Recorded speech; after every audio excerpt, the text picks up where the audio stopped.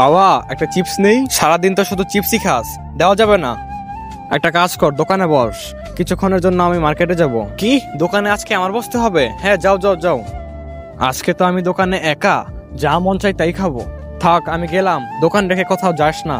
হ্যাঁ যাও যাও যাও। তার আগে তুমি কি দুধ খেতে ভালোবাসো নাকি মদ খেতে ভালোবাসো? যদি তুমি দুধ খেতে ভালোবাসো তাহলে ভিডিওটি লাইক করে চ্যানেলটি সাবস্ক্রাইব করে দাও। ভাইয়া একটা সাবান দেন তো। সাবান লাগবে? এই নেন।